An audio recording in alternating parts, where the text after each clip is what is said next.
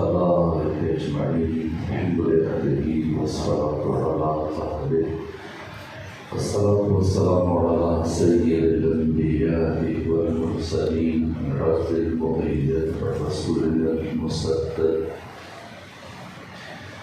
المصطفى الأمجد الحبيب الأحمد النبي الأمي المكي المدني السراج المنير الكوكب الدري صاحب الوقار والسكينة المرحوم بأرض مدينة سيدنا ونبينا شفيع ذنوبنا وطبيب قلوبنا وحبيب نفوسنا ومولانا أبي القاسم محمد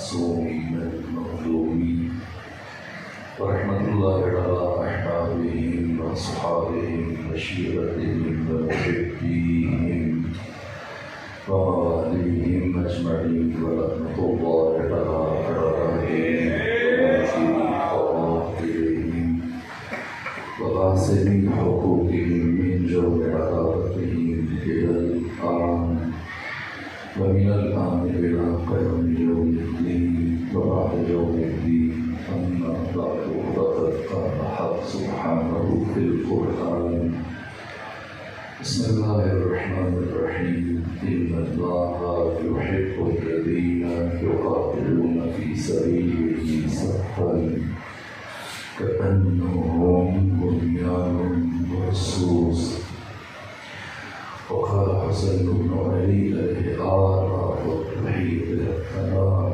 إني لا أعلم أصحابا أوفى من أصحابي صلوات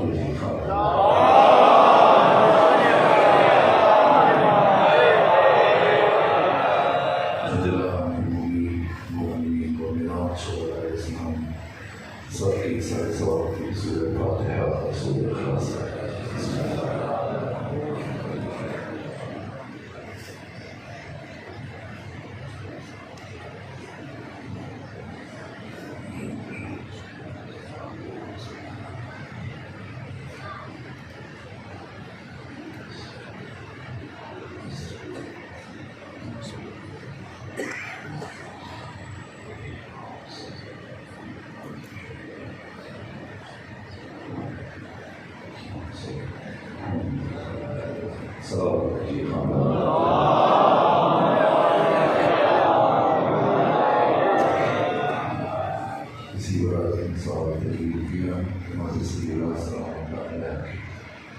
شخصیت کے حوالے سے اور کی شہادت کی جزیات سے متعلق تو اشرف آدمی رسیمہ باران پڑا تو چند نشستوں میں اسی سوال کا اور تفصیل سے جواب دیا ابھی کی ہمارے پاس وہ میں دو کرتے آنسر کرتے ہیں شب عاشور پھر خواہش ہے کہ اور بارہ بارہ وہ ہم کو پاس رکھیں گے سوئی اس میں وخطرات اسموں پر حالت علیہ السلام ان کا جہاد بیان کیا جائے کربلا کے دوسرے انہارے کو بیان کیا جائے کبھی میں آپ کے جواب کی طرف سے اشارہ بھی کروں تو آج کی گفتگو اسی میں نکل جائے گی تو کچھ دوستوں کی خواہش و قید ہم کرتے ہوئے کہ میں برابر سیر شہداء علیہ آلہ وطنہ کے اصحاب کا ذکر کروں آج اور آقا اور آپ کی بہت چیز سے رسالات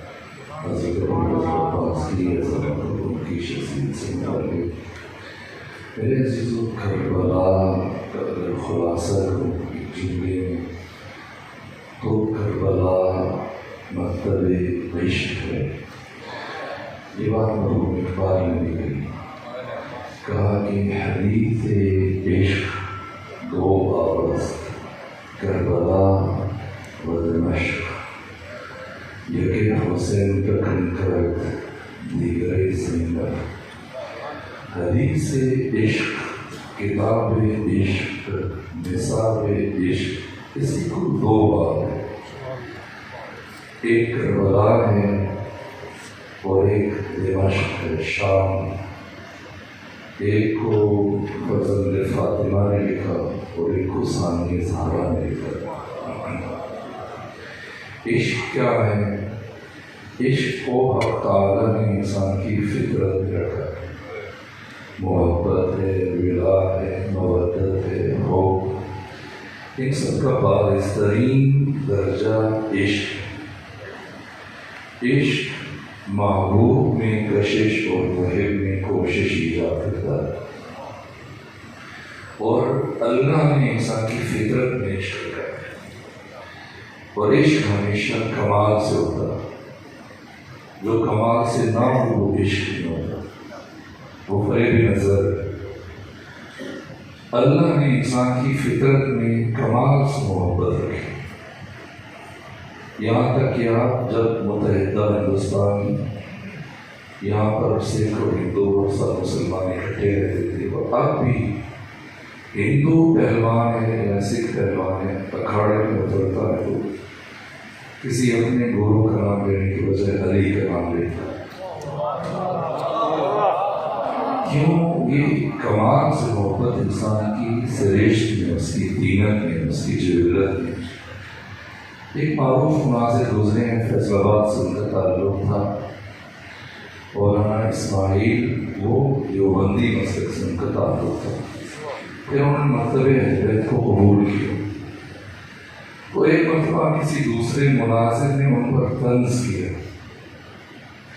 وہ کہا اسماعیل صاحب یہ بتائیے کہ یہ جتنے بھی رلے کرلے ابھی نام لیا جو مجھے اتنا اچھا نہیں لگتا کہ ممبر سے آتا، یہ گویے، یہ موسیقار، یہ گانے باجے والے، فلاں خاص رسول کہا ہے مناسب نہیں کہوں، یہ سارے فلاں شیعہ کیوں ہوتے ہیں؟ یہ گلوکار اور گویے، اور خود آپ دیکھیں شاید آپ مانوس ہوں گے، لفظ سنا ہوں، میں نہیں عرض کر سکتا۔ تو کہا کہ شاید وہ لاجواب ہوں گے، طنز کیا تو انہوں نے کہا کہ یہ بہت سمجھدار ہو، وہ اس لیے کہ وہ سمجھتے ہیں کہ ہم تو ایسے ہیں، اور اگر ہم کسی اپنے جیسے کا دامن پکڑ لیں تو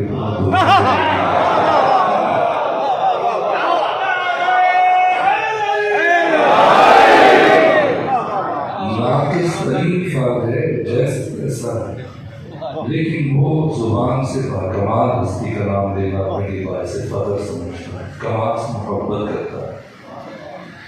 کربلا مکتب عشق ہے اور حسین مجسم کمال۔ اگر آپ اس نام پر غور کریں تو سلفی اور نحوی اعتبار سے حسن کا مصغر ہے حسین۔ حسین کہتے ہیں یعنی حسن محض، انتہائی حسین۔ حسن کسے کہتے ہیں؟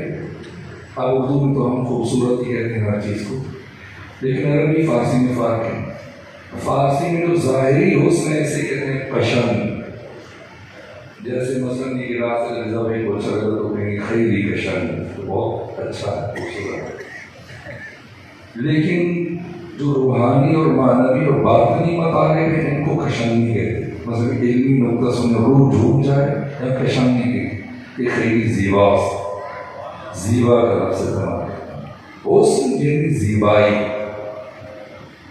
حسین یعنی مجسم زیبائی، جہاں تمام تر مصغر کا مطلب یہ کہ تمام تر جہاں پر خوبصورتیوں کو مجبوری ہے اردو زبان میں، جہاں پر تمام میں حسن کو اور کمالات کو جمع کر دیا جائے۔ کمالات کا جمع ہونا بھی حسن اور حسین کا جو مفہوم ہے، ایک ہے کمال، ایک ہے جمال، یہ دو الگ لفظ ہیں۔ کمال خوبی ہے، فضیلت ہے، اور جمال اس خوبی اور فضیلت کے ظہور کی کیفیت کو ہے۔ جب ایک فضیلت اپنی انتہائی حد پر پہنچنے کے بعد آخری حد میں جب پہنچ جائے، کوئی ظرف بھی بھر جائے، تو اب جیسے ہی اس کمال کا خود بخود اظہار ہونا لگ جائے، اس کمال کے ظہور کی کیفیت کو جمال کہا جاتا ہے۔ جمال یعنی حسن، حسن باطنی، حسین جنی سراپا جمال، وہ ذات جسے اللہ نے تمام تر خوبیوں اور کمالات کے ظہور کے لیے منتخب کیا، اور کمال سے ہمیشہ صرف وہی فرد محبت کرتا ہے جس کی فطرت پاک اور صالح ہوتی ہے۔ تو 9 کروڑ مسلمانوں میں سے یہ 72 نفوس وہ ہیں جن کی فطرت اتنی سلیم تھی، اتنی پاک تھی کہ جیسے ہی جمال حسین کا مشاہدہ کیا سب فریفتہ ہوئے، انہوں نے خود کو حسین پر فنا کر دیا۔ یہ عشق کا لفظ عربی زبان میں قرآن میں استعمال نہیں ہوا، لیکن نہج البلاغہ میں آیا ہے یہ لفظ۔ عشق کو پیلی سی بوٹی آپ نے دیکھی ہوگی جو درختوں کی گرد ایسے لپٹ جاتی ہے، کچھ عرصے کے بعد پھر درخت بھی خشک ہو جاتا ہے اور اس کی تراوٹ ختم ہو جاتی ہے، بالکل لکڑی بن جاتی ہے۔ عشق یعنی وجود کی نفی، جب انسان خود کو، اپنے وجود کو کسی دوسری کی ذات میں فنا کر دے، یہ آخری منظر محبت کی، یہ عشق کہلاتا ہے۔ حسین ابن علی نے کربلا میں مکتب عشق تعمیر کیا، اس لیے مرحوم اقبال نے کہا کہ بیان سر شہادت کی اگر تفسیر ہو جائے، مسلمانوں کا قبلہ روزہ شبیر ہو جائے۔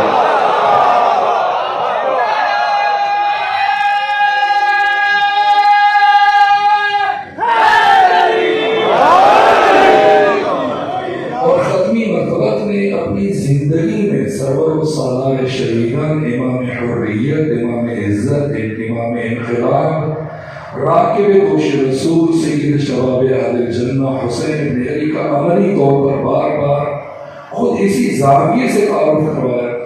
آج کل بہت سارے خطبہ اور بہت سارے پڑھنے والے وہ یہ سمجھتے ہیں نانے اور نواسے کی محبت بیان کر رہے ہوتے ہیں، اور احساساتی اور جذباتی اور عاطفی بنیادوں پر رسول اسلام اور خود امام حسین کے اقدامات کی تفسیر کرتے ہیں۔ روک 2 جملے کہوں اور پھر بارگاہ حضرت ابوالفضل عباس میں حاضر ہونے کا شرف حاصل کروں، باقی کربلا کے شہداء کی شخصیت کو انشاءاللہ کل و پرسوں میں مفصل شروع سے آخر تک تفصیل سے بیان کروں گا۔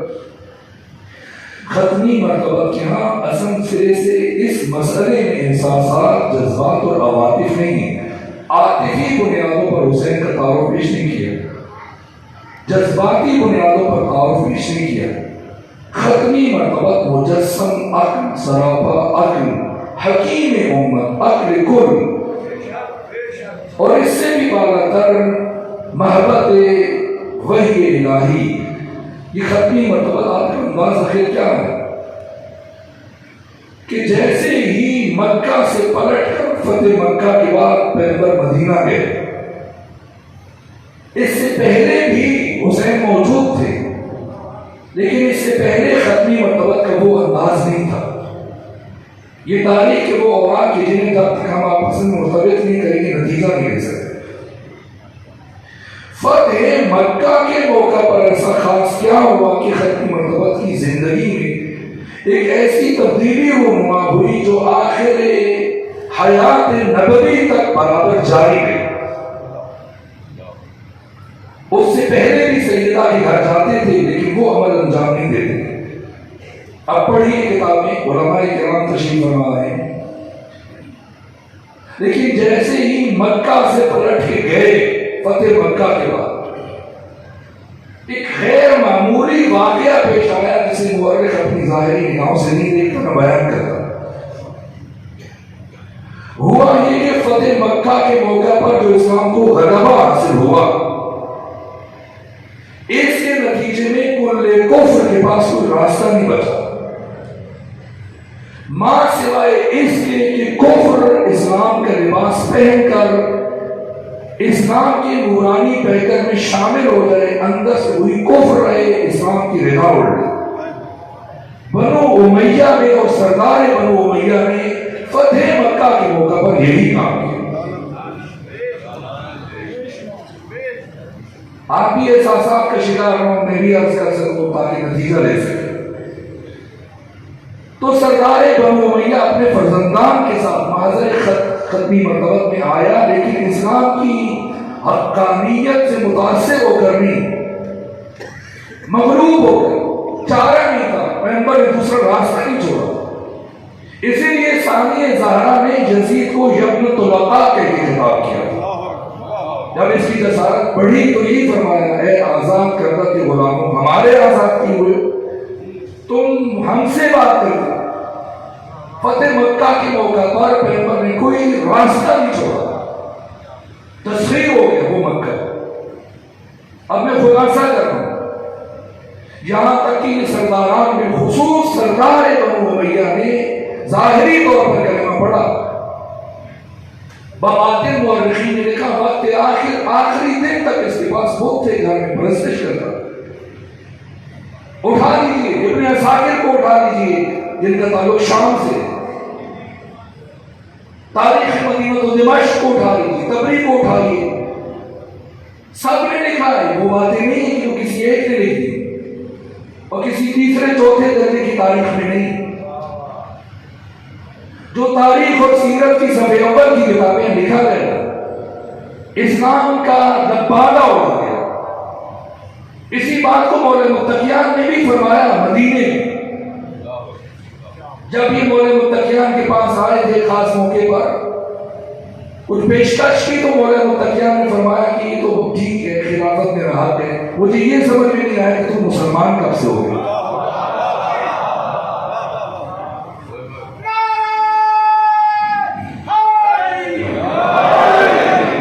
کفر نے اسلام کا لباس پہنا اور یہ طے کیا کہ وہ اسلام کے پیکر میں داخل ہوگا۔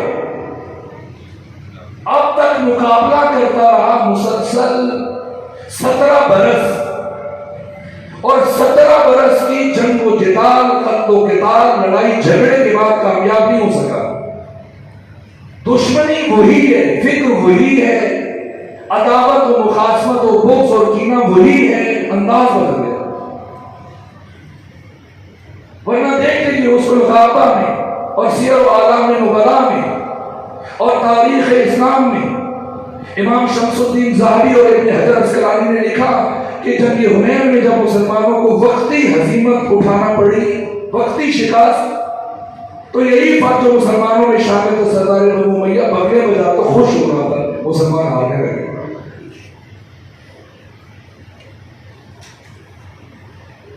انداز وہی ہے،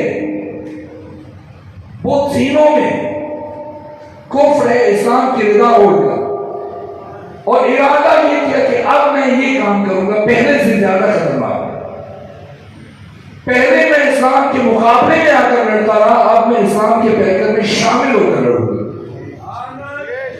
اور اسلام کو اندر سے کھوکھلا کروں گا، اپنے جذبات کے کام اندر سے کھوکھلا کروں گا، اسلام کے پیکر میں شامل ہو کر اندر سے اسلام کی جڑوں کو بھی کاٹوں گا، شاخوں کو بھی کاٹوں گا۔ آخر سوچیں خواجہ معین الدین اجمیری نے یہ بات کیوں کہی؟ بہت بڑے اشعار ہیں جنہیں اتنی پذیرائی ملی تو فارسی جانتے ہیں وہ بھی پڑھتے ہیں، جو نہیں جانتا وہ بھی پڑھتا ہے۔ شاہ است حسین، بادشاہ است حسین، یہ سمجھ میں آتی ہے بات، دین است حسین۔ آگے کیا کہا؟ دین بنا۔ اجمیری بتائیں کہ دین کس کے ہاتھوں میں بنا ہوا؟ سکھوں نے حملہ کیا، عیسائیوں نے، یہودیوں نے۔ یہ تو حسین دین بنا ہے، تو دین کو بے پناہ کس نے کیا تھا؟ انہوں نے اسلام کو بے پناہ کیا۔ جو اسلام کا کلمہ پڑھتے تھے تو سمجھ نہیں، جو لطیف جملہ تھا خواجہ معین الدین اجمیری نے اپنے اس کلام میں حسینیت کا تعارف پیش کیا کہ حسینیت نام ہے دین کو مارے آستین سے بچانے کا۔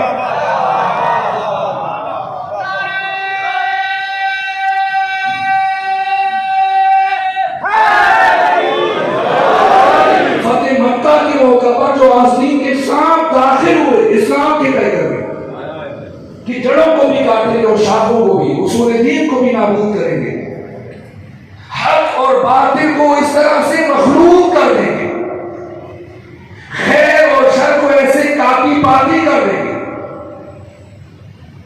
نیکی اور بدی کو یوں الجھا دیں گے، دین کی تعلیمات کو ایسے آمیختہ کریں گے اور ایسے ان کا تمرکز اور برگس بنا دیں گے کہ پھر قیامت تک آنے والا کوئی بھی انسان بیٹھ کر حق کو باطل سے جدا نہ کر سکے گا، خیر کو شر سے الگ نہ کر پائے گا۔ یہ کافر کی تدبیر تھی اور وہ اللہ کی تدبیر تھی، خدا بھی دیکھ رہا تھا۔ خدا نے اسی مقصد کے لیے حسین کو اتارا۔ کیوں اتارا؟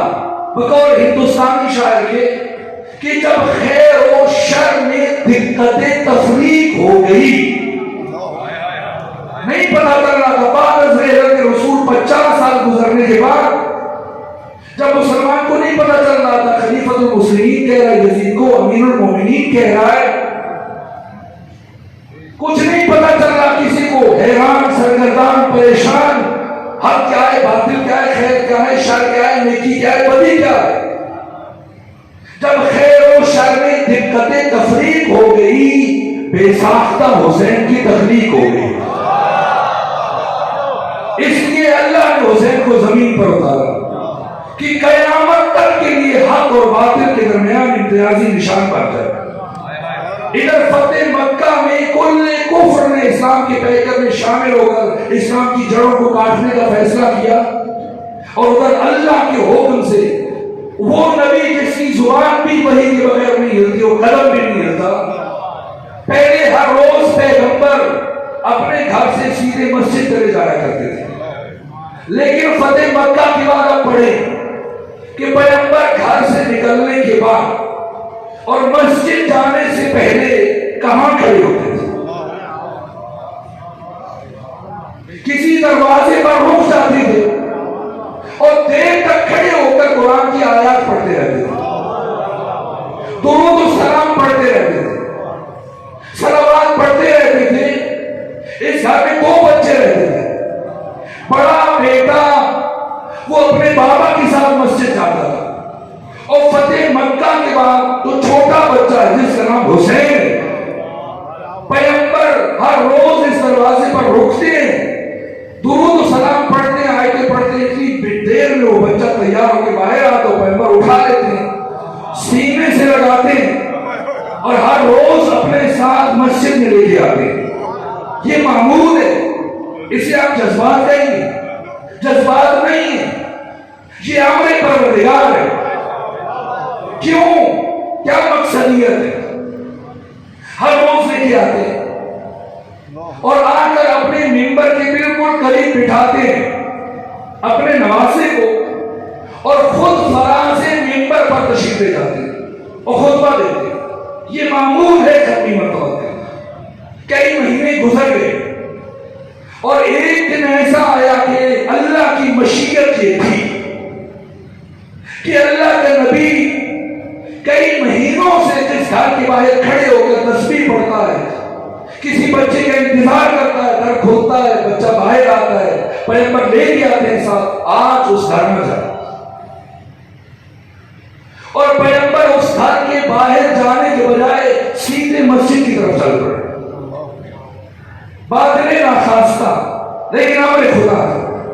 پیغمبر گئے مسجد میں، فراز سے ممبر پر تشریف لے گئے اور اپنی گفتگو شروع کر دی، اور وہ بچہ جو کئی مہینوں سے مسلسل پیغمبر کے ساتھ مسجد جاتا تھا، اور سارے صحابہ کو بھی پتا تھا کہ پیغمبر اب اکیلے مسجد نہیں آتے، حسین کو ساتھ لے کے آتے، اور حسین کے گھر والوں کو بھی پتا تھا کہ پیغمبر اکیلے نہیں جاتے،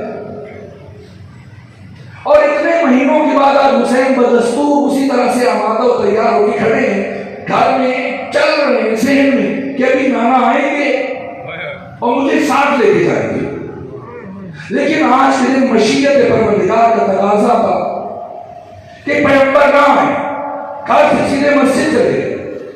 کچھ دیر حسین ابن علی نے انتظار کیا، اور کچھ دیر انتظار کرنے کے بعد جب محسوس کیا کہ پیغمبر تشریف نہیں آئیں گے، سوچا کہ کسی وجہ سے نانا نہیں آ رہے، حسین خود بوجھل قدموں کے ساتھ اپنے گھر سے چلے اور مسجد نبوی کی طرف روانہ ہو گئے، اور آج جب حسین کئی مہینوں کے بعد مسجد میں پہنچے تو کیفیت یہ کہ مسجد نبوی کھچا بھری ہوئی ہے لوگوں سے، اور پیغمبر فراز منبر پر تشریف فرما خطبہ دینے میں مصروف ہے،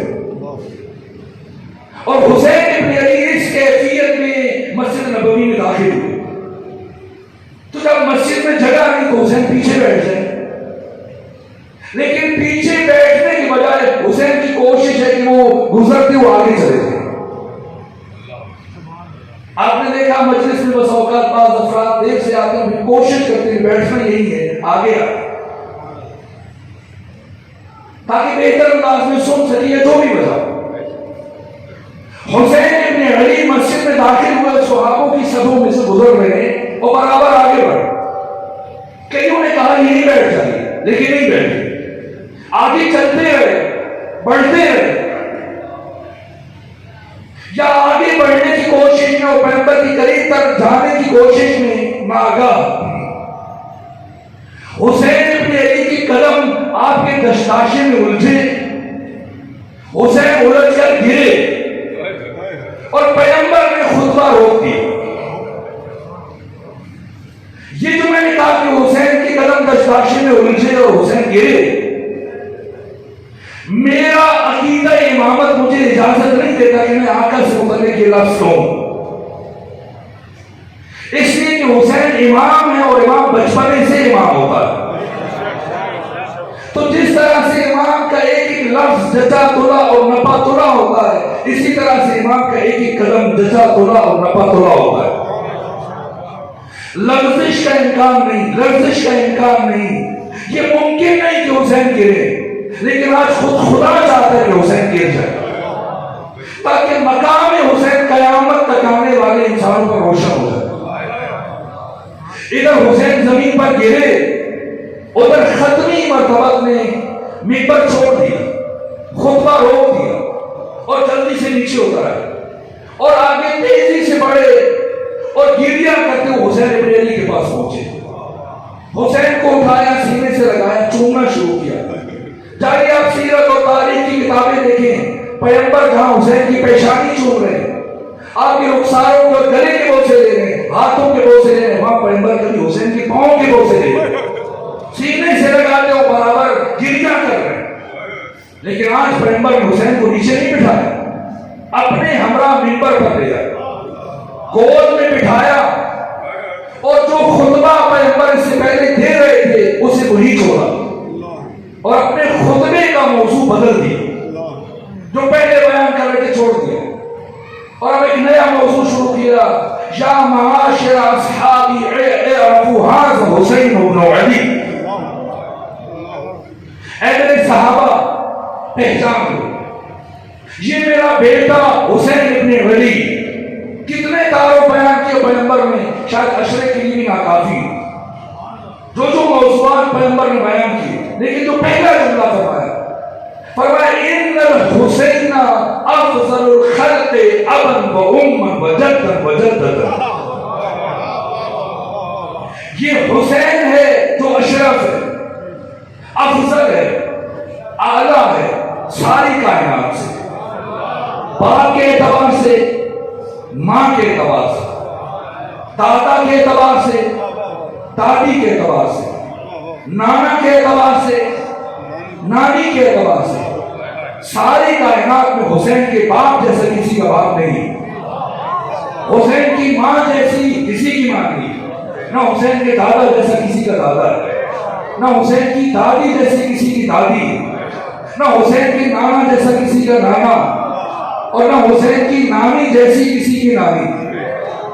اور جو ختمی مرتبہ نے اگلے تعارفات فرمائے، یہاں تک کہ جناب حارث کاہلی امام حسین کے صحابی یہی بات انہوں نے یاد دلائی شب عاشور، کہا میں آپ کے نانا کی زبان سے سنا تھا، آپ کے نانا نے جس روز آپ کو اپنی گود میں بٹھا کر منبر پہ کہا تھا کہ نہ فی قتل حسین لحرارۃ اللہ تبرد ابدا، اور اس کی بات بتایا تھا میرا بیٹا ایک دن تنہا اکیلا پیاسا شہید ہوگا، تم میں سے جو موجود ہونا اس کی زندگی میں میرے بیٹے حسین کی نصرت کرنا۔ میں ساری باتیں چھوڑ رہا ہوں، علامہ تقی جعفری نے اپنی کتاب شہید حسین ابن علی شہید فرہنگ پیشوا بشریت میں جو ایک لفظ کی تفسیر کی بجائے خود شاید کئی گھنٹوں میں بیان ہو، لیکن ایک جملہ آپ سر کے آگے بڑھو، وقت ختم ہو رہا ہے، بات تمام کروں۔ میں 10 عرب جوڑ کر روح رسول سے یہ سوال کرتا ہوں، یا رسول اللہ، آپ نبی ہیں، آپ رسول ہیں، اسلام دین علم ہے، دین معرفت ہے، دین حکمت ہے، دین بصیرت ہے، دین آگاہی اور شعور ہے۔ اسلام احساسات، جذبات، عواطف سے بالا ہے۔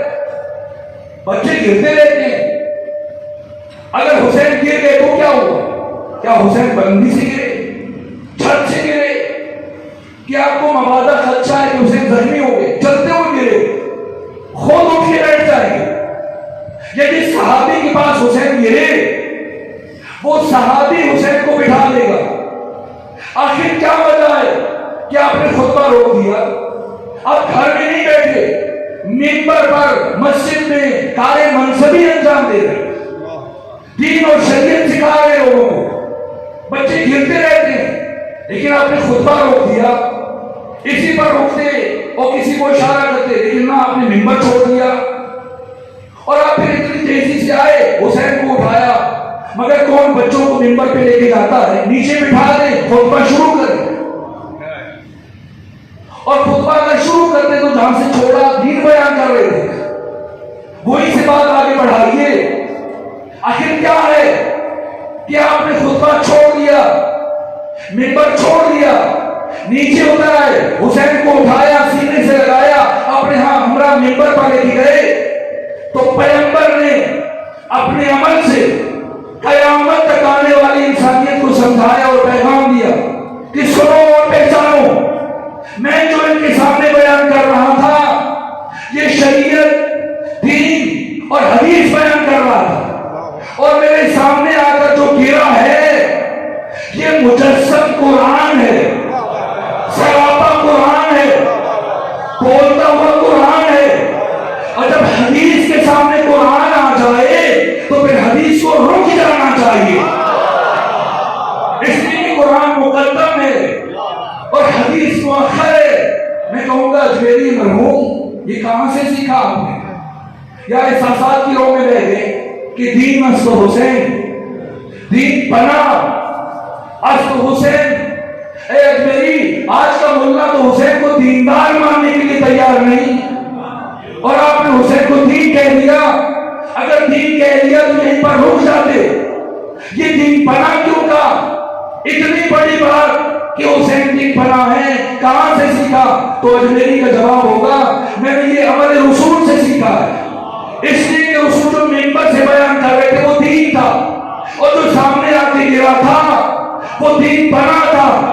دین کا بیان کسی صورت نہیں روک سکتا، لیکن اگر اس بیان کے سامنے دین بنا آ جائے تو اس کے احترام میں اس بیان کو رک جانا چاہیے۔ صلوات پڑھیے خاندان فاطمہ۔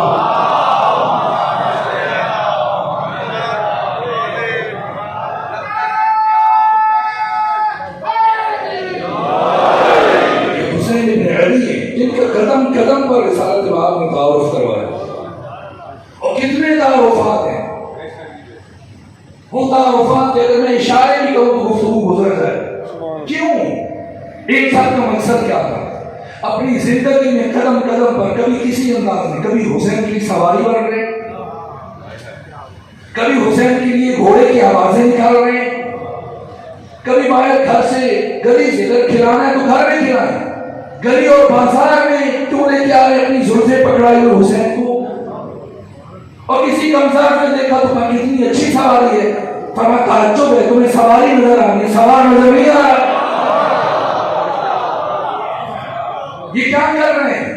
حسین کو پہچانوا رہے، یہ حسین کی فضیلتیں کبھی پیغمبر نے پہچانوایا اور کبھی خود حسین ابن علی نے اپنا تعارف کروایا بچپنے میں۔ یہ دسیوں واقعات اگر میری ممکن ہوا میں آنے والے دنوں میں عرض کروں گا۔ کس لیے؟ پیغمبر وہ پرکار عشق اور کعبہ عشق اور وہ مرکز تعمیر کر رہے۔ ان شہداء کربلا میں سے وہ عظیم الشان شخصیت خود آقا حسین کا وجود ہے۔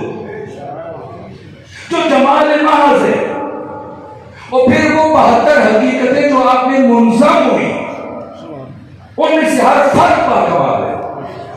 سمجھے زہیر ابن کہن کو امام حسین کے ساتھ کیوں شامل کیا؟ سمجھے ابو جناب حنفیہ کو شامل نہیں کیا؟ اٹھائیں کوئی کتاب جس میں امام حسین نے جناب حنفیہ کو کہا آپ بھی آؤ، نہ وہ آئے نہ امام حسین کو نے دعوت دی۔ تو پھر زہیر کون ہے جن کو امام حسین خود بھیج رہے ہیں؟ کبھی علی اکبر کو بھیج رہے ہیں، کبھی عباس کو بھیج رہے ہیں۔ کیوں بھیج رہے ہیں؟ کہ حنفیہ کے بغیر کربلا بن سکتی ہے، لیکن زہیر کے بغیر کربلا نہیں بن سکتی۔ یہ عجیب بات ہے، حنفیہ علی کے بیٹے، اس کے باوجود وہ اہلیت نہیں ہے کہ 72 میں شامل ہو سکے۔ یہ تاریخی شواہد ہیں۔ اسی لیے 72 میں سے کسی ایک نے بھی امام حسین کو مشورہ نہیں دیا، اس لیے کہ جو مشورہ دیتا ہے وہ اپنی عقل کو دوسرے کی عقل سے فائق سمجھتا ہے۔ حسین جب مدینہ چھوڑے تو یہ سب مشورے دینے والے تھے، جن میں جناب حنفیہ بھی شامل تھے، ان کا مقام اپنی جگہ، علی کے فرزند ہے، لیکن کربلا کے 72 کے برابر نہیں ہو سکتے، جون کے برابر نہیں ہو سکتے۔ یہ 72 ہے۔ اب سمجھے کہ زہیر کو کیوں حسین نے خواہش کی؟ زہیر یعنی مجسم خیر، بس ایک آنکھوں پہ پٹی تھی چھوٹی سی، اس کو اتارنا تھا، اور وہ حسین نے اتاری۔ عثمانی عقیدہ تھے، لیکن وہ جوہر ان کی روح میں موجود تھا۔ روز عاشور پتہ چلا، روز عاشور پہلے 12 سپاہی شہید ہوئے امام حسین، سب سے پہلے مسلم ابن عوسیہ، پھر عبداللہ بن عمیر کلبی، پھر ان کی زوجہ جناب ام وہب، جسے جب آئی ایسے گریہ کیا اور ایسے رنج پڑے کہ دشمن کی فوج پہ عجیب کیفیت آ گئی، شمر مجبور ہوا اپنے غلام رستم سے کہا جاؤ عمیر کلبی کی زوجہ کو قتل کرو، یہ کربلا کی پہلی شہیدہ ہے۔ ان 72 میں جو شہیدہ تیسرے نمبر پر شہید ہوئی، اور اس کے بعد بریر بن خزیر حمدانی، اور اس کے بعد پھر دوسری شخصیات وہ پہلے غلام جو کربلا میں شہید ہوئے، پھر وہ 5 افراد جو قیس بن مصارع سے دعوی کے توسط سے پہنچے، اور اس کے بعد پھر 2 صحابہ شہید ہوئے۔ اس کے بعد اجتماعی حملہ ہوا جس میں 50 افراد شہید ہوئے، اور اس کے بعد پھر باقی مراحل طے ہوتے ہوئے اب حسین کے ساتھی کم ہو گئے۔ ایک مرتبہ 35 افراد نے امام حسین کی سپاہ میں سے حملہ کیا، اور شبس بن ربیع چیخ رہا ہے اپنے مقام پر، جس کے پاس 8000 سپاہی مقابلہ نہیں کر پا رہا۔ ان 35 نے اس طرح سے الٹ پلٹ کے رکھ دیا دشمن کے لشکر کو، کشتوں کی پشتیں لگا دی، پلٹ کے آئے، اور پھر اس طرح سے دشمن کا لشکر مرعوب ہے، یہاں تک کہ پھر ایک ایک کر کے افراد جب شہید ہوتے گئے، اب عمر اپنے ساتھ نکل کے حسین کے خیموں کو آگ لگاؤ۔ یہ سب نماز ظہر سے پہلے کی بات ہے، نماز ظہر کے بعد اور کہتی ہے۔ اور جب یہ خیموں کو آگ لگانے کے لیے آئے تو خیموں کے تحفظ کی جس ہستی نے ذمہ داری اٹھائی اس کا نام زہیر ابن کہن ہے۔ کہ حسین ابن علی بے فکر ہو جائیے، میری زندگی میں آپ کا کوئی ناپاک دشمن خیموں تک نہیں پہنچے۔ مخدرات عصمت و طہارت خیام کی پشت پر اصحاب حسین کی خیمے تھی، اور اس طرح سے امام حسین نے مرتب کیا تھا کہ ان کی رسیاں ایک دوسرے کے ساتھ باندھ دی گئی تو مستقل دیوار بن گئی، اسے عبور کرنا ممکن نہیں تھا۔ زہیر ابن کہن نے اپنے 35 ساتھی کے اندر کھڑے کیے، جب بھی وہ ترابے کاٹنے کے لیے آتے تھے، لمحے میں تلوار مار کر یا نیزے سے اسے قتل کرتے اور لاش باہر پھینک دیتے۔ سینکڑوں افراد کو زہیر ابن کہن نے اس طرح سے مروایا، یہاں تک کہ اب اس نے کہا کہ یوں ممکن نہیں ہے، اب دور سے آگ جلا کے خیموں پر پھینکو۔ امام حسین نے کہا زہیر آپ پیچھے رکھو، خیمے جلنے دو، خیمے جلیں گے تو یہ خود مجبوراً دور ہو جائے گا۔ اور آگ جب لگائی تو وہ خود بھی اگلے خیمے تک، امام حسین کی خیمے تک پہنچنا چاہ رہے تھے، لیکن جب آگ لگی تو وہی آگ ان کے لیے رکاوٹ بن گئی، اور شمر ابن ذوالجوشن کی کوشش تھی کہ کسی طرح سے امام حسین کے خیمے کو خطرات عصمت و طہارت کے خیموں تک زندگی میں پہنچے. یہاں تک کہ اس بار جناب زہیر ابن کہن نے اپنے 10 افراد کے ساتھ حملہ کیا جن میں سے 3 شہید ہوئے، 7 بچ گئے لیکن کشتوں پہ پشتے لگا دیے. یہ محافظ حرم حسینی مجسم غیر زہیر ابن کہن. آپ کی شجاعت کو بھی عرض کروں گا، واقعاً سب بے بدیل ہیں، بے نظیر ہیں، کسی کو کوئی ثانی نہیں. ہر فرد اپنی مثال آپ ہے. نافع بن ہلال کو دیکھ لیجیے، نافع بن ہلال اور جناب زہیر مل کر حملے کر رہے ہیں، اور ان 72 میں سب سے ماہر تیر انداز جناب نافع بن ہلال ہے. انہوں نے ساری رات اس زہر کے اندر تیر بجھائے اور ہر تیر پر اپنا نام لکھا ہوا، اور کربلا میں جو تیر چلایا نافع نے کوئی نہیں بچا جسے لگا، اور ہر تیر نشانے پر لگا. یہ نافع بن ہلال کی شخصیت. اور باقی اصحاب جن کا ذکر میں کروں گا، لیکن مجھ سے برادر عزیز نے کہا کچھ ذکر میں جناب ابوالفضل عباس کا آج عرض کروں. ان 72 موتیوں کو ایک تو پیغمبر نے حسین کا تعارف کروایا، بچپنے سے ہی جو بامعرفت میں تھے، جو سلیم خلق تھے جیسے حبیب، ان تعارفات کا نتیجہ تھا کہ وہ ذات حسین سے قریب تک ہوتے چلے گئے. پیغمبر کو جذباتی وابستگی کا قیام نہیں کر رہے تھے. ایک ایک کا انتخاب خود حسین نے کیا، ڈھونڈا ایک ایک کو، کس کو رکھنا ہے کس کو نہیں رکھنا، اور پھر یہ گلدستہ تیار کیا. لیکن کربلا کا سردار اور اس 72 کی فوج کا سپہ سالار، اسے کون انتخاب کرے؟ یہ انتخاب حسین ابن علی نے نہیں فرمایا. یہ انتخاب امام حسین کی مادر گرامی فاطمہ زہرا نے فرمایا. عجیب، جناب فاطمہ زہرا کی رحلت کے 13 سال کے بعد جناب عباس کی ولادت ہوئی، معذرت 22 ہجری. اور مولا متقیان نے اپنے بڑے بھائی عقیل کو بلایا. عقیل آپ ماہر علم انصاب عرب، جائیں ڈھونڈے پورے عرب میں کوئی ایسا شجاع خاندان جس سے کوئی ایسی باصفا خاتون میسر آ سکے کہ جو کربلا میں میرے بیٹے حسین کی فوج کا علم بردار دے سکے. جناب عقیل پہنچے کہاں؟ قبیلہ بنی کلاب کے سردار جناب حزام کے پاس، اور اپنے آنے کی حالت بیان کی. اور جب بیان کی وہ اٹھ کے کھڑے ہو گئے کہ میں اتنا خوش نصیب کہ داماد مصطفیٰ میرا داماد بن سکے، مجھے قبول. جناب عقیل نے کہا کہ امیر المومنین کی طرف سے یہ حکم ہے کہ آپ کے علاوہ آپ کی بیٹی کی مرضی کی دریافت کیجیے، اگر وہ راضی ہوں تو تب آپ کو. جناب حزام نے زوجہ کو بیٹی کے پاس بھیجا. علی نے خواستگاری کا پیغام بھیجا. آپ کا جواب کیا ہے؟ ایک کا نام فاطمہ ہے.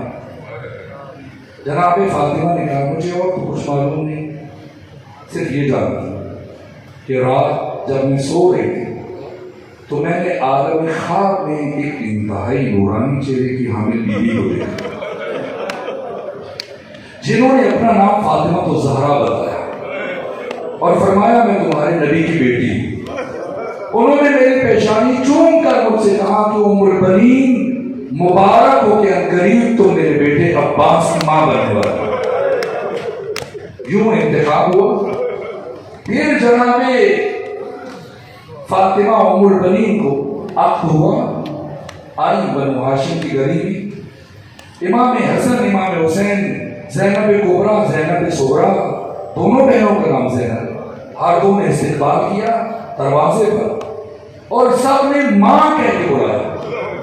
اور ام البنین کے بڑھتے ہوئے قدم روک گئے کہ میں آپ کی خدمت کے لیے آپ کی کنیز بن کے آیا. اگر ماں کہیں گی میں اس گھر میں قدم نہیں رکھوں گی، میں فاطمہ کے بچوں کی کنیز. اس طرح سے یہ بیوی اس گھر میں آئی اور وہ دن آیا جس دن حضرت عباس کی ولادت ہوئی۔ مولا متقیہ نے ہاتھوں پہ اٹھایا، دائیں کان میں آذان کہی، بائیں کان میں اقامت کہی، دعائیں پڑھی، سامنے زارا آگے بڑھی، کہا بابا کچھ دیر کے لیے بھیا عباس میرے ہاتھوں پہ۔ مولا متقیہ نے جناب عباس کو ثانیہ زہرا کے ہاتھوں پہ رکھا اور بی بی نے بلند کیا ہاتھوں پر، پیشانی کا بوسہ لیا اور کہا میرے کو جملے اور واپس بابا کی گود میں رکھ دیا۔ امیر المومنین نے پوچھا بیٹی زینب آپ نے اپنے بھیا عباس کے کام میں کیا کہا؟ بابا میں اپنی ماں فاطمہ زہرا کی وصیت پر عمل کر رہی تھی۔ ماں فاطمہ زہرا نے دنیا سے جاتے ہوئے مجھ سے کہا تھا اے بیٹی زینب جب تمہارا بھائی عباس دنیا میں آ جائے تو اسے گود میں اٹھا کر اس کے کان میں میرا سلام کہنا ماں فاطمہ تجھے بہت یاد کرتی ہے۔ کیا عجیب تعلق جناب فاطمہ زہرا کا حضرت ابوالفضل عباس کے ساتھ۔ یہ روایت میں بکثرت پڑھتا ہوں کہ ایک دن ام البنین اپنے گھر میں پریشانی کے عالم میں چل گئی اور مولا متقیہ داخل ہوا۔ پوچھا بیوی مضطرب ہے، بے چین ہے، خیریت ہے؟ کہا آقا بہت وقت گزر گیا، عباس گھر سے باہر ہے، کوئی نقصان نہ پہنچائے۔ کہا عباس چھوٹے نہیں، خود واپس آ جائیں۔ ام البنین نے عرض کیا میں حاسدین نے مدینہ سے ڈرتی ہوں، کوئی میرے بیٹے کو غذا نہ پہنچا دے۔ آقا اگر آپ کے لیے باعث زحمت نہ ہو تو آپ عباس کو تلاش کر کے لے آئیے۔ ام البنین کی خواہش کے احترام میں علی چلے، کہاں پہنچے؟ جنت البقیع۔ کیا دیکھا؟ ابوالفضل عباس ایک قبر سے قریب کھڑے گریہ کر رہے ہیں اور کچھ کلمات کہہ رہے ہیں۔ علی قریب پہنچے، سنے عباس کیا کہہ رہے ہیں۔ اب جو قریب پہنچے تو سنا عباس کہہ رہے تھے اے بی بی میں نے سنا ہے کسی ظالم نے آپ کے گھر کو آگ لگائی۔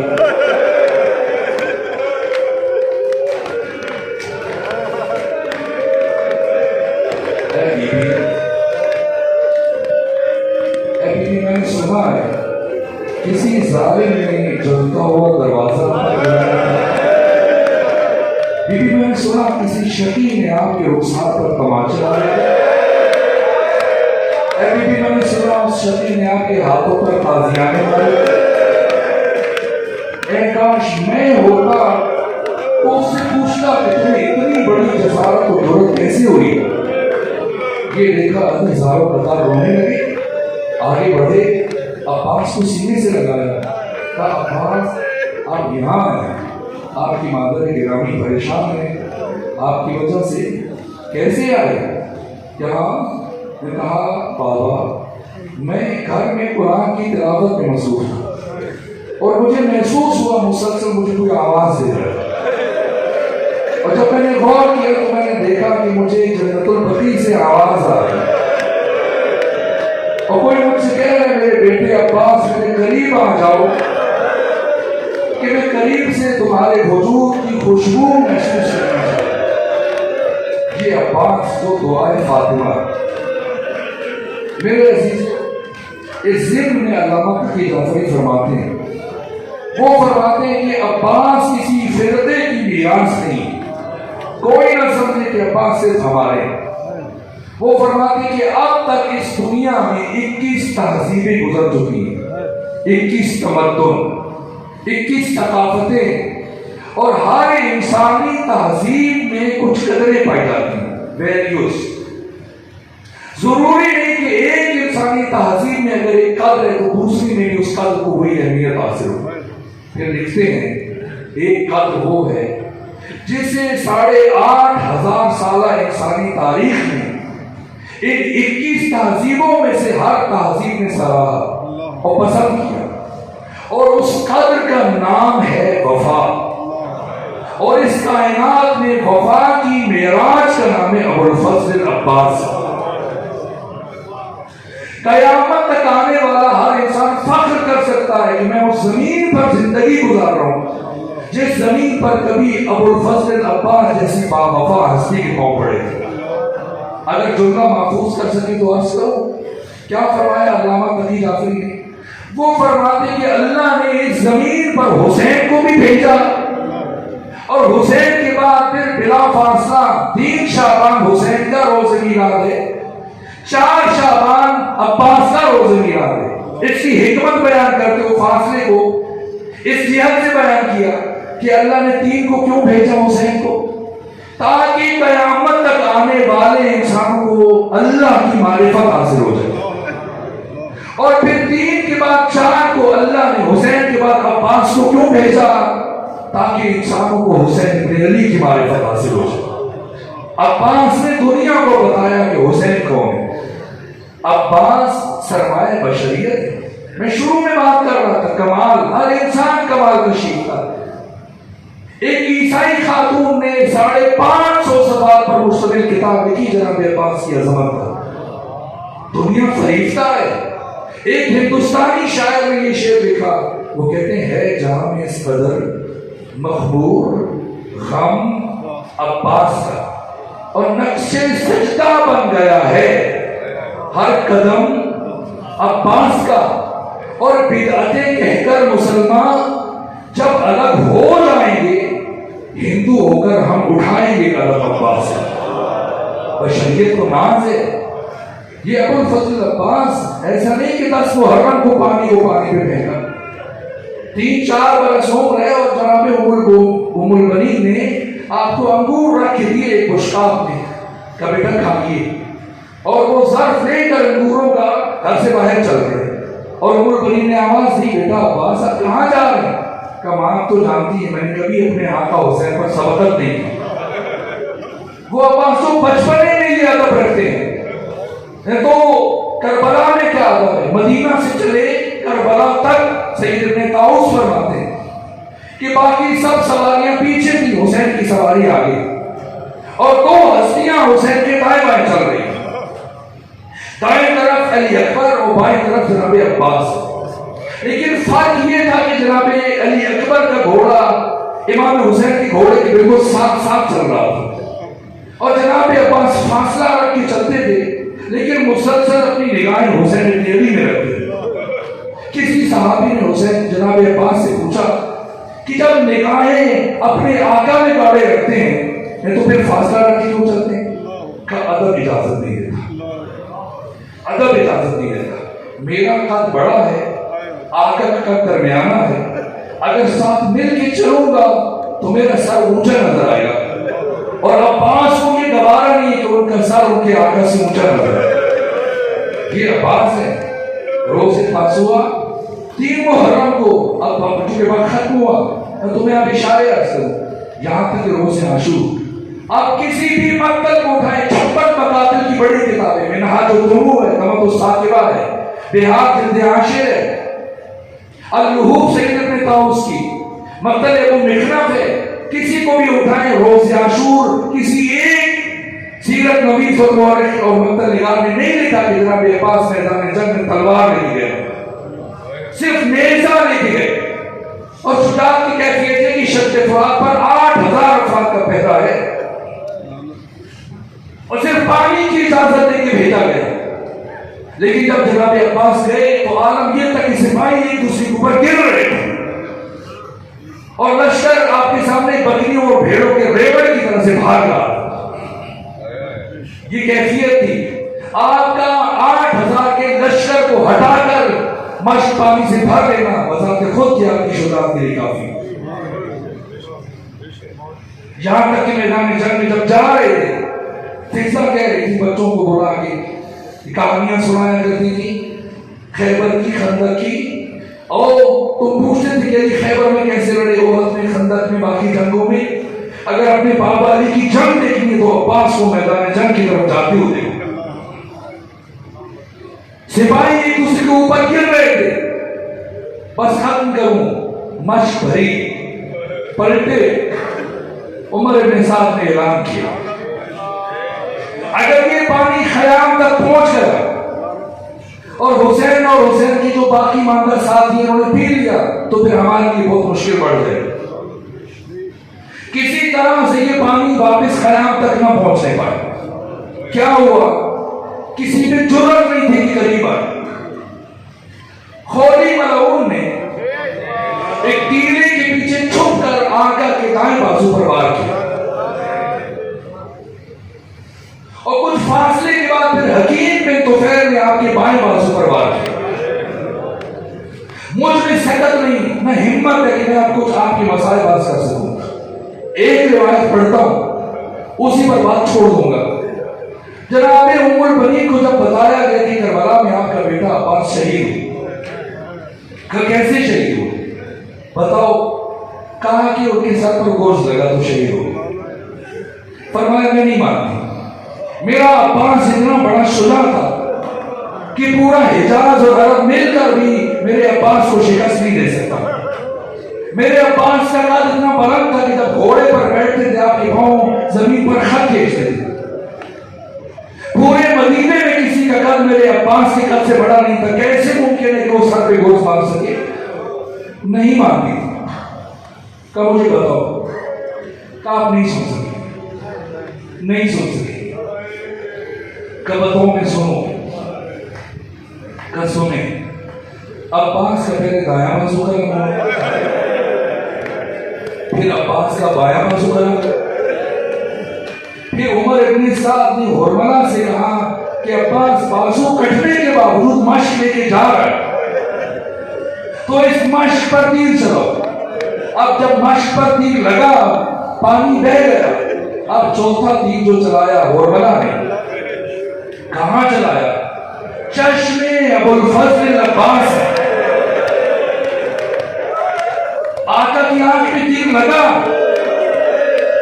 یہ سے شعبہ تیر تھا، اتنا وزنی تھا کہ ابو الفضل عباس نے گھوڑے کی پوچھے سے جھٹکنے کی کوشش کی، تیر نہیں نکلا۔ تیر ہاتھوں سے نکالا جا سکتا ہے، جس کے ہاتھ پہلے ہی کٹ چکے ہوں وہ تیر کو کیسے نکالے؟ جھٹکنے پر بھی جب تیر نہیں نکلا، پھر راوی نے جو ام البنین کو بتایا، کہا پھر آپ کے بیٹے عباس نے اپنے دونوں زانوں گھوڑے پر بلند کیے اور دونوں زانوں سے تیر کو نکالنے کی کوشش کی، لیکن جب سر جھکایا تب ایک شکیل نے سر اقدس پر گوشت مارا اور عباس زمین پر آئے۔ میرے عزیزوں، جب کوئی زخمی زمین پر گرتا ہے تو بازوؤں کے سہارے سے گرتا ہے، تو جس کے بازو پہلے ہی قلم ہو چکے ہیں۔ حسین اٹھے پڑے، عباس کی مقتل کی طرف آئے، نے کہا کہ علامہ کا سر ظاہری بھیا عباس میری کمر ٹوٹ گئی ہے، مجھ سے چلا نہیں جاتا۔ آئے پہنچے، اور جب پہنچے تو آہٹ محسوس کی۔ جناب عباس نے، معاف کیجیے کہ مجھ سے نہیں پڑھا جا رہا لیکن میں دو جملے عرض کرنے کی کوشش کروں گا۔ آہٹ محسوس کی جناب عباس نے تو کوشش کی آنکھیں کھولنے، لیکن آنکھیں بند ہیں۔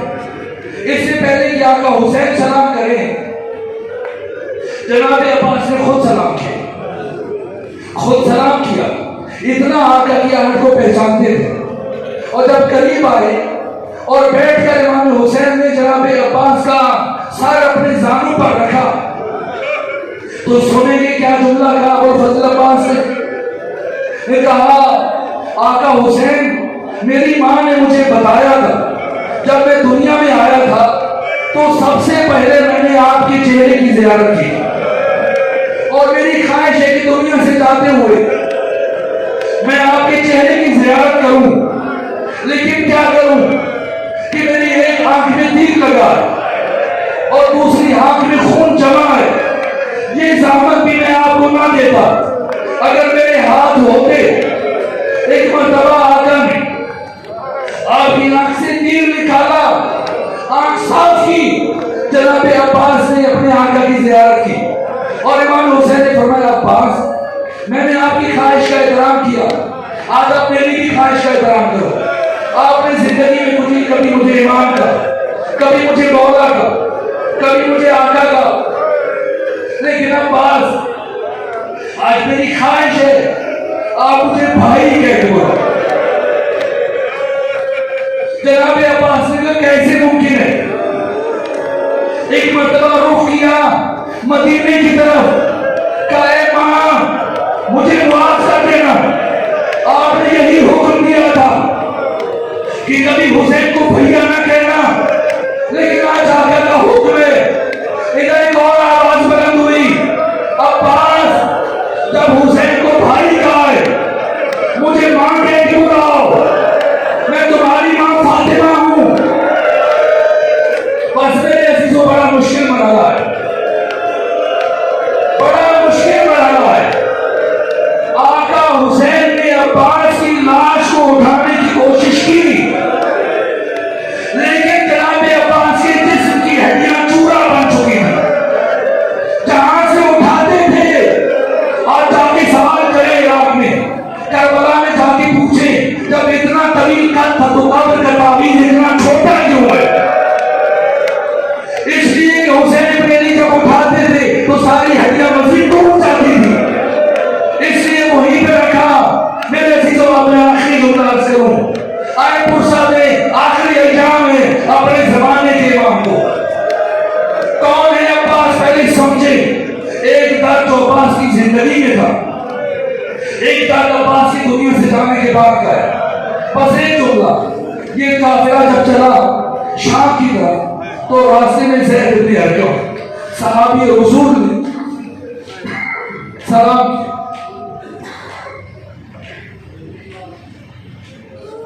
کیا، امام سجاد کو سلام کیا۔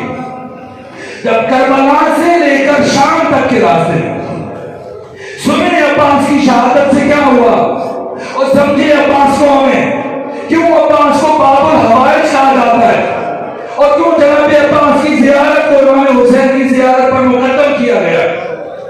اور خود آقا حسین نے ظاہر کو خواب میں آ کے بتایا کہ میرے پاس آنے سے پہلے میرے بھائی عباس کی زیارت کیا کرو۔ کیا وجہ ہے؟ زید بن ارقم نے ایک مرتبہ سید سجاد کو سلام کیا۔ جب شام تک پہلی دفعہ امام سجاد نے کسی کو سلام کرتے ہوئے سنا تو ہتھکڑی بھرے ہاتھوں سے تو بھری گردن اٹھائی اور کہا کون ہے اس غربت کے عالم میں ہمیں سلام کے قابل سمجھنے والا؟ زید بن ارقم نے کہا پہچانا نہیں؟ میں آپ کے نانا کا صحابی زید بن ارقم ہوں، آپ کے نانا کی زیارت کے لیے مدینے جا رہا تھا، راستے میں اس قیامت کی اطلاع ملی تو مدینے جا رہے ہیں۔ کہا اگر کوئی پیغام ہو تو دیجیے۔ کہا کیا اب بھی کسی پیغام کی ضرورت ہے؟ ارے جا کر رسول خدا کو بتا دینا، یا رسول اللہ آپ کی بیٹیوں کو سر برہنہ ننگے سر بازاروں میں اوباشوں کے درمیان چھوڑ رہا ہوں۔ بس عزیزو وہ جملہ عرض کروں تاکہ مجلس مکمل ہو جائے۔ راوی کہتا ہے ایک مرتبہ زید نے شہیدوں کے سروں کی طرف دیکھا اور دیکھنے کے بعد کہا یہ سر جو تلاوت کر رہا یہ سر کس کا ہے؟ کہا پہچانا نہیں، یہ میرے بابا حسین کا سر ہے۔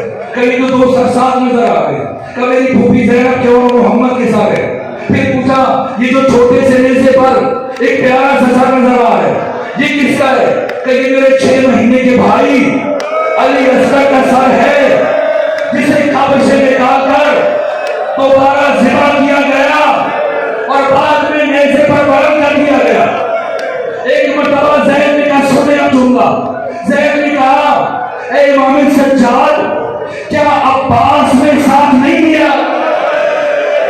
کیا عباس نے ساتھ نہیں دیا؟ امام نے فرمایا خاموش ہو جاؤ، اگر تم میرے نانا کے صحابی نہ ہوتے میں تم سے ناراض ہوتا تھا، تو نے میرے چچا کے بارے میں ایسے سوچا کیوں؟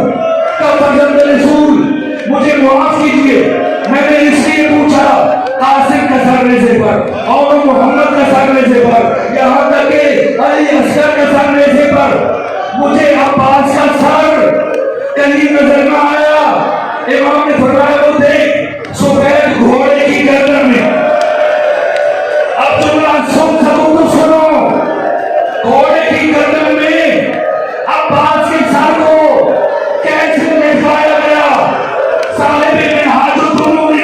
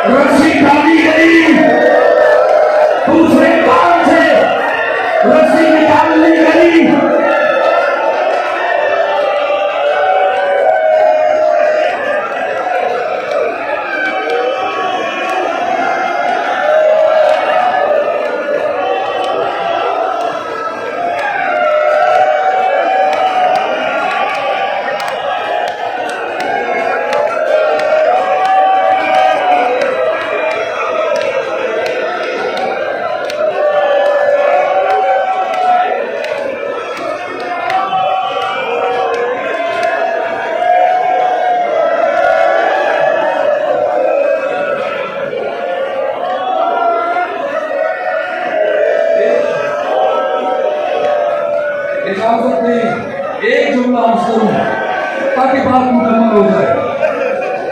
रस्सी डाली गई और घोड़े की गर्दन में लटकाया गया। अब ज़ैद ने पूछा, ए सैयद सज्जाद, सारे शहीदों के साथ तो नेज़ों पर बुलंद है। सुने अब्बास, कौन है हुसैन की फौज का नंबरदार? का सारे शहीदों के सर नेज़ों पे बुलंद है, अब्बास का सर घोड़े की गर्दन में क्यों? का ये बात तो मेरे चचा से पूछ। एक मरतबा ज़ैद इब्न अरकम चले बारगाह अब्बास में, जब सवार किया सारे शहीदों के सर नेज़ों पे बुलंद, आपका सर घोड़े की गर्दन में। सुने अब्बास ने क्या कहा? सरापा गैरत अबुल फजल अब्बास ने क्या फरमाया? कहा, ज़ैद